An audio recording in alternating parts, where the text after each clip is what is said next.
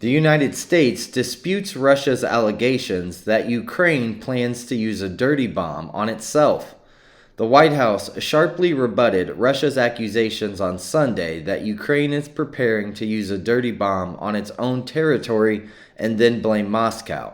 In a statement, a spokesperson for the National Security Council called Russia's allegations of a possible false flag operation by Ukraine transparently false and accused Moscow of making the claim to lay the groundwork for its own escalation of the war. Michigan teen pleads guilty to killing 4 in a school shooting. A teenager pleaded guilty on Monday to terrorism and first-degree murder charges in a Michigan school shooting that killed 4 of his fellow students and put an extraordinary focus on the boy's home life and the alleged role of his parents in the wake of the tragedy. Michigan family of 4 who went missing for a week has now finally been found. A Michigan family of 4 that went missing for nearly a week was located by authorities on Sunday. Anthony Sergliano, 51, and Suzette Sergliano, 51, and their 2 sons, Brandon, 19, and Noah, 15, who both have autism, were all found in Wisconsin after they unexpectedly left their home, the Fremont police have reported.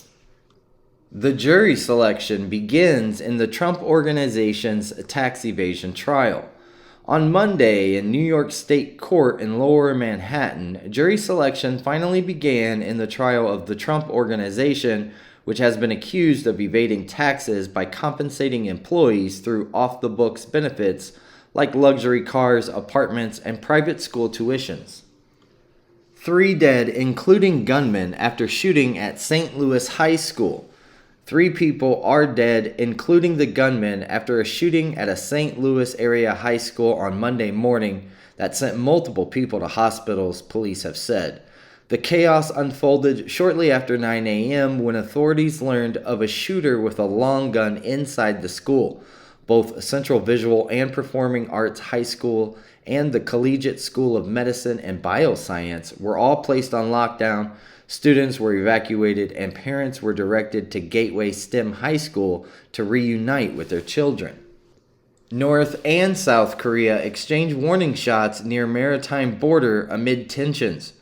North and South Korea both exchanged warning shots off the west coast on Monday, accusing each other of breaching their western maritime border amid heightened military tension. The South's Joint Chief of Staff said it broadcast warnings and fired warning shots to see off a North Korean merchant vessel that crossed the northern limit line, the de facto sea boundary, at around 3:40 a.m. local time. The North's military said it fired 10 artillery shells after a South Korean Navy ship violated the northern limit line and fired warning shots, quote, on the pretext of tracking down an unidentified ship, according to state media. Now, German and EU leaders are calling for Ukraine's Marshall Plan. Rebuilding Ukraine is going to be a, quote, generational task that must begin now, said Germany's Olaf Scholz and the EU's Ursula von der Leyen. Ukrainian and German experts are now meeting in Berlin to discuss support for the reconstruction. Former Chinese leader Hu Jintao unexpectedly was led out of a room as the party congress came to a close. China's former top leader Hu Jintao was unexpectedly led out of Saturday's closing ceremony of the Communist Party Congress in a moment of drama during what is typically a highly choreographed event. Elite German law enforcement is now preparing for nationwide blackouts amid fears of gas outages. Elite units within Germany's federal police are now preparing for blackouts in the country amid fears that the country could completely run out of gas by the end of February. With it being warned that Germany could run out of gas as early as February, the blackouts caused by such a grid collapse would be expected to result in rioting and mass looting, a significant challenge to the local law enforcement who would likely have limited access to energy themselves. President Joe Biden admits that it's totally legitimate to question his age and health. President Biden admitted in an interview on Sunday that it was totally legitimate to have concerns over his age and health. He also added that there could very well be issues that prevent him from running again in 2024, though he considers those unlikely. Another Russian fighter jet has crashed, this time in a Siberian city. Another Russian fighter jet has crashed into a residential building, this time in the Siberian city of Irkutsk, killing 2 pilots, officials said on Sunday. Irkutsk Governor Igor Kobzev said on Telegram that the plane crashed into a 2-story house in the city. Both pilots were killed and no residents were hurt, he said, adding that the plane crashed during a test flight. A Washington state woman fended off a black bear attack. A Washington state woman left her home to let her dog out early on Saturday morning and ended up fending off an attack from a black bear. The woman, who sustained non-life-threatening injuries, punched the bear, quote, right in the nose, which led it to run away, according to one official who spoke to local TV station King 5. The U.S. sets a new record for apprehensions at the southern border. The United States Customs and Border Protection reported 2.3 million migrant apprehensions at the southern border in the past 12 months, surpassing the record high which was set last year.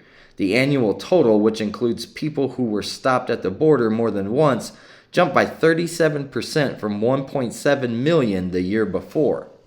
Brazilian politician attacks police with rifle and grenades, wounding 2. Brazil's toxic presidential election has taken a surreal and violent turn after a radical ally of the far-right President Jair Bolsonaro used hand grenades and a rifle to attack federal police officers as they attempted to arrest him. Attorney General Garland is set to announce significant national security cases on Monday.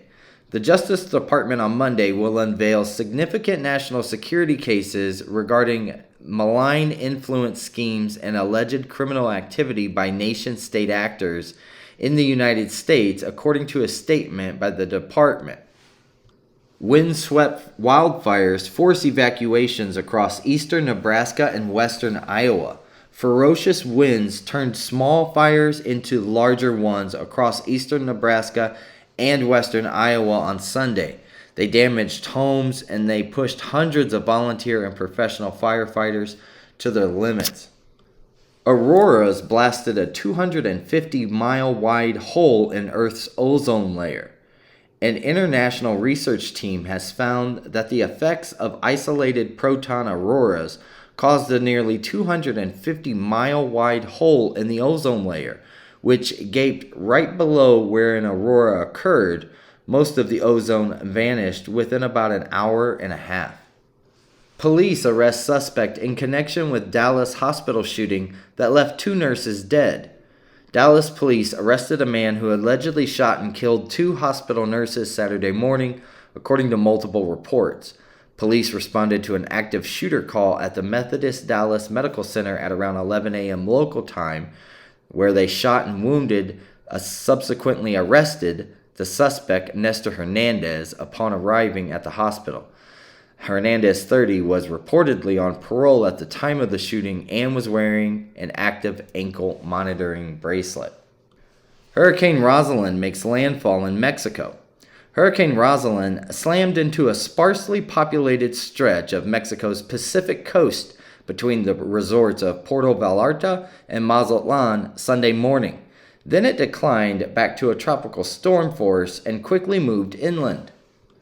France's Macron says there is a chance for peace in Ukraine.